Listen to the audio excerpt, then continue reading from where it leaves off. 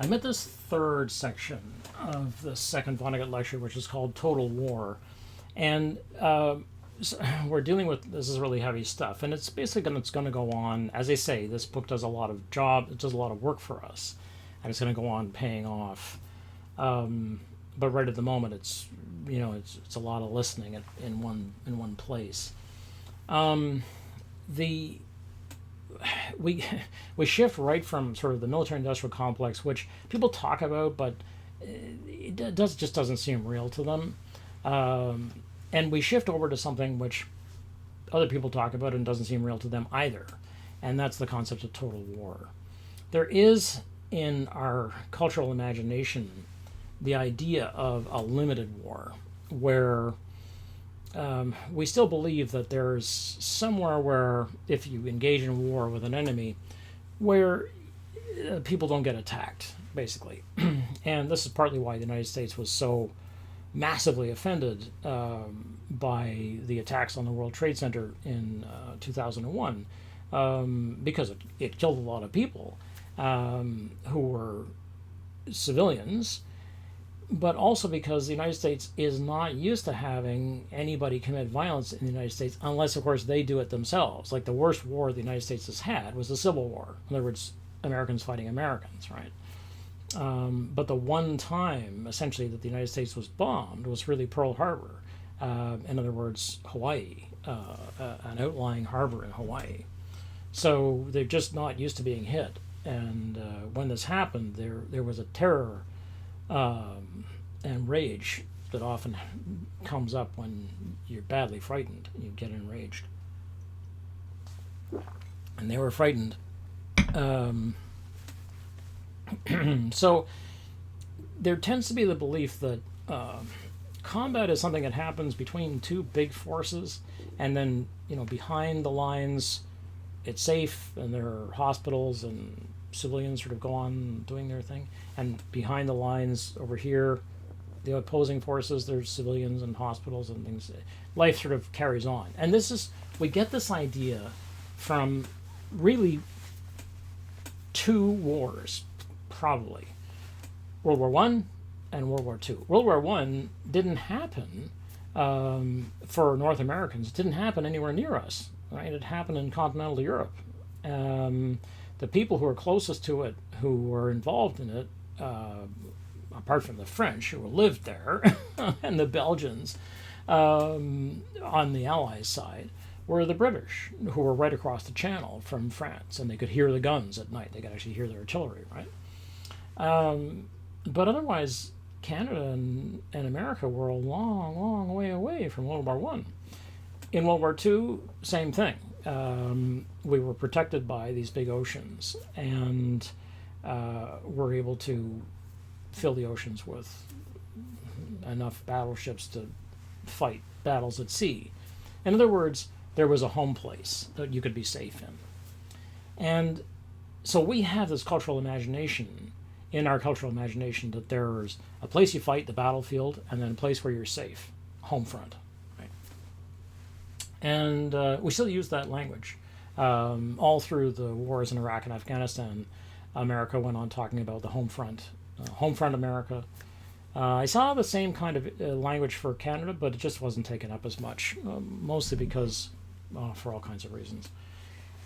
And we subscribe to the belief in wartime that you kill combatants, basically. That's who you're there to fight and kill. You're there to fight and kill the enemy, who is holding weapons. You come with weapons, they come with weapons, you fight each other, you outkill them, they surrender, and that's it.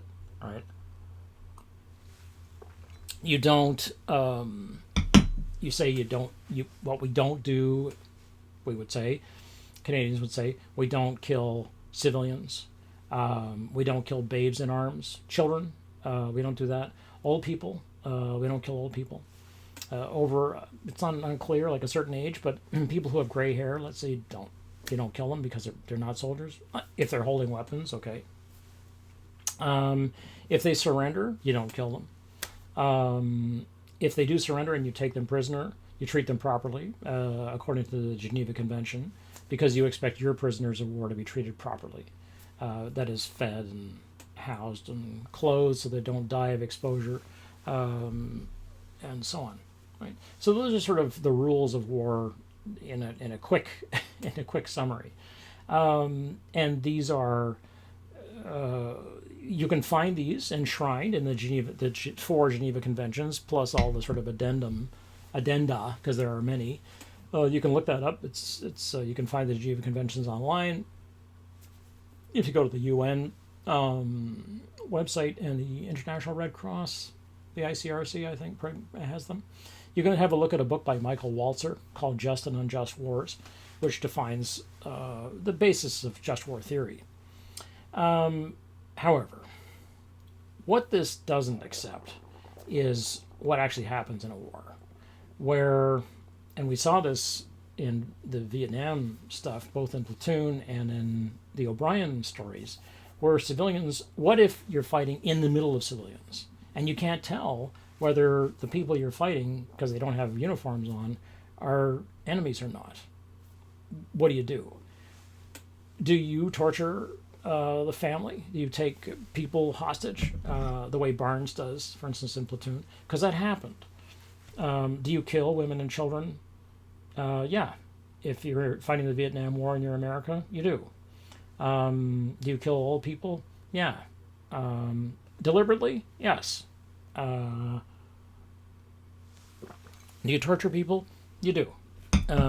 Is it known that you torture people? It's known. It's the policy. It's somewhat hidden for a while, but it's the policy. But that's not the story that gets told to us when we're kids. I was certainly never told that story. And this story about the Dresden firebombing was very, very new. When Vonnegut wrote it, it was basically sort of a hidden secret. It was kind of a secret that the Americans did not want to get out. They didn't, and the British too did not want people to hear really about this. And yeah, so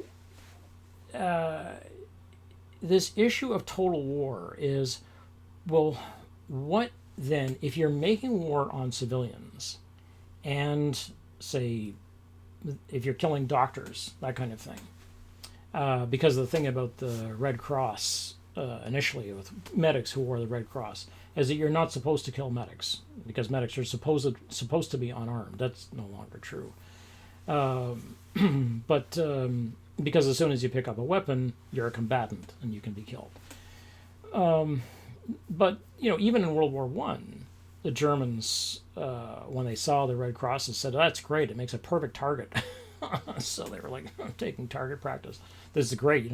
They're doing us a favor of putting a nice big white side on a panel of a truck and putting a nice red cross in the center. We know exactly where to aim. Oh, jeez. So there's this issue of what's legal. What is it legal to do in wartime? And what we saw from the people who came back from World War II was that everything seemed to be legal. Rape was legal. Rape warfare was legal. Atrocities were legal. Killing prisoners of war was legal. It was okay. People did it, and they got away with it. Plenty, right? So, what America finds itself essentially in a total war. I mean, this is the problem that we arrive at. Is what then is the definition of a total war? And it may be helpful to, well, this is the beginning of a discussion which I'm going to complete in the third lecture about Slaughterhouse-Five. And so I just want to open this up because what you saw in Platoon was an example of basically Barnes who says, to the stoners, you guys smoke this shit so as to escape from reality. I am reality, right? So there's this like, what's real? And reality is Barnes who kills, tortures, holds a child at gunpoint and is prepared to kill her. That's it. It's and so Vonnegut is focused on this right then and there because what's happened by 1969 at the point the book is published is that the My Lai massacre and the news of the My Lai massacre has come out in America. And this is a massacre where basically an unattacked two platoons enter a small village, and within about 4 hours or so proceed to kill roughly 500 or 560 civilians who have no weapons and are mostly women and children, and we're talking about babies and old men, and they rape the women and then kill them. And so Vonnegut is like, he's not having any of this, right? And so on page 52, he says, it is in the imagination of Combat's fans, obviously he is not one of Combat's fans, the divinely listless love play that follows the orgasm of victory. It is called mopping up. And mopping up is the kind of language that we saw in Tim O'Brien's Things They Carry, right? This is the sort of notion of mopping up. What it actually includes is going around killing people who haven't yet been killed, or killing them again, like shooting people again to make sure they're dead. So one of the sort of policies was to make sure of the dead, which was to go out on the battlefield and either use a bayonet or use your rifle and shoot people again to make sure that they weren't faking and that they weren't going to get away, and so on. Okay. So here's a little clip.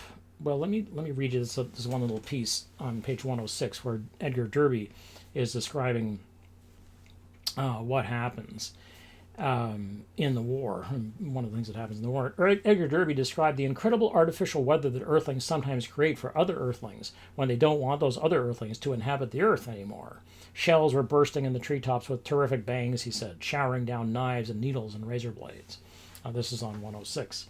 And so this is the kind of sort of standard, just, these are just standard, this is just a standard artillery barrage. Okay, we'll have a look at what that's become by the first Gulf War. So here's a little clip. I do apologize for the lousy quality, the low resolution quality of these clips, but have a look.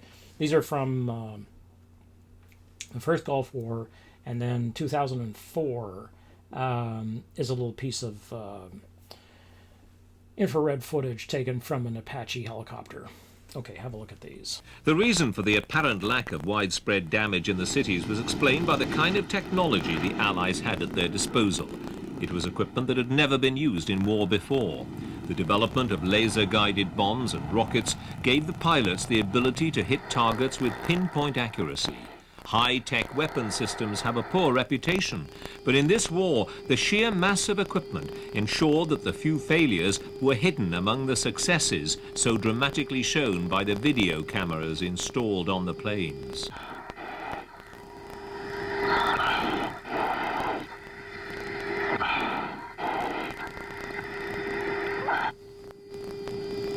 In the first 48 hours of the war, the Allies flew well over 2,000 combat missions, delivering 5,000 tons of bombs, nearly twice the amount of explosive used in the 1945 bombing of Dresden.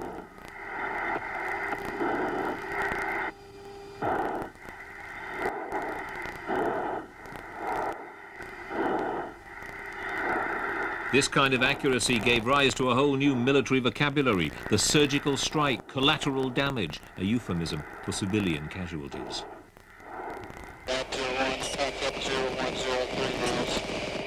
35. Dog's knob. And who just got 40. Bulldog? One was a bit short. I think that's flash. Good job. Okay, let's get out of here. Yeah. 6 miles through there. Can you see it down there? Yeah. Is it gone? I'm padlocked on the tornado. Okay. I can't see, mate. You look at the bridge. I'm padlocked on the tornado. Oh, a bit of damage. Oh, nice, beautiful hole. A beauty. Not much. Lean her off. Yeah, lean us off. Not much left of the bridge, though.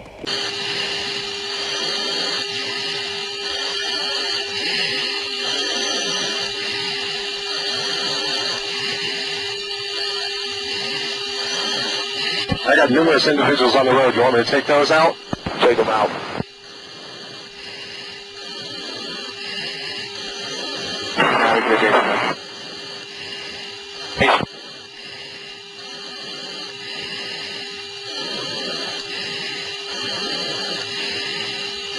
Ten seconds. Roger.